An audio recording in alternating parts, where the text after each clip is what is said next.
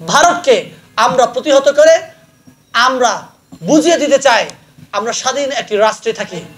ভারত আমাদেরকে অনেক চেষ্টা করছে আমাদেরকে ব্যবহার করার জন্য। আমাদের আদৌ সময় আছে, আসুন আমরা সকলে বাংলাদেশকে লালন করি, বাংলাদেশকে ধারণ করি এবং বাংলাদেশকে রক্ষা করার জন্য, বাংলাদেশের সার্বভৌম রক্ষা করার জন্য আমরা একসাথে একযোগে কাজ করি। আমি চাকমা, মারমা, খিয়াং, খুমি, বম, লুসাই, পাংখোয়া, ম্রো, শাক কিংবা বাঙালি আমি কাউকে আলাদা করে আমি বলবো না। আমি বলতে চাই এই পাহাড়ে আমাদের থাকতে হবে। এই পাহাড়ে আপনার আমার অস্তিত্ব আছে। এই পাহাড়কে ঘিরে ভারত প্রচুর ষড়যন্ত্র করছে।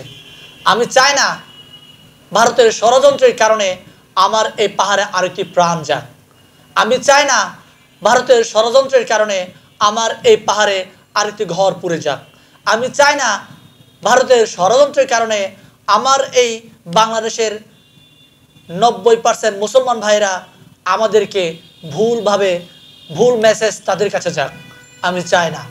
আমি চাই আমরা সবাই হিন্দু, মুসলমান, খ্রিস্টান, বৌদ্ধ একসাথে একযোগে এই বাংলাদেশকে ধারণ করে এই বাংলাদেশের সার্বভৌম রক্ষা করার জন্য কাজ করতে। অনেকে বলছে যে আমাদের পার্শ্ববর্তী মিয়ানমারের আরাকান রাজ্য 270 কিলোমিটার দখল করে নিয়েছে। পরে করে নিতে পারে, এটা দেশের অভ্যন্তরীণ ইস্যু, এটা আমাদের বাংলাদেশের ইস্যু না। আমাদের বাংলাদেশের ইস্যু হচ্ছে যতদিন পর্যন্ত আমাদের বাংলাদেশের ভূখণ্ডে এসে এরা আক্রমণ করবে না ততদিন পর্যন্ত আমরা তাদেরকে নিয়ে আমরা কূটনীতি আমরা করতে চাই না আমরা। কিন্তু আজকে ভারত আমাদের গায়ে পড়ে ওরা যুদ্ধ ঘোষণা করেছে। আসুন আমরা যুদ্ধের জন্য প্রস্তুত নেই।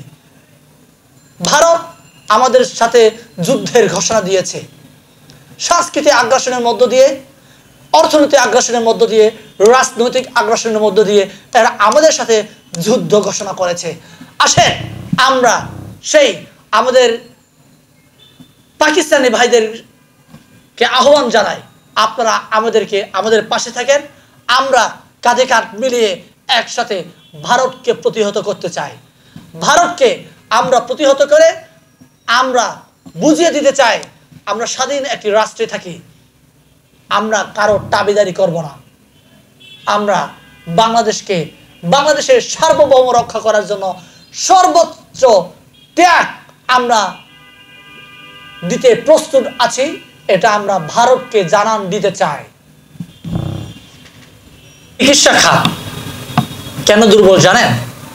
চিকিৎসা খাত দুর্বল এজন্য আমার দেশের ডাক্তাররা দেশপ্রেমিক না। আমার দেশের ডাক্তাররা রোগী প্রেমিক না। এরা ডাক্তার নামে কষায়। কিভাবে? এরা MBBS পাশ করে সরকারি হাসপাতালগুলোতে বড় বড় ডাক্তার, বড় বড় ডিগ্রি নিয়ে এরা ডিগ্রি ঝুলিয়ে মেডিকেলে 5 মিনিট বসে আর ব্যক্তিগত চেম্বারে সারাদিন বসে।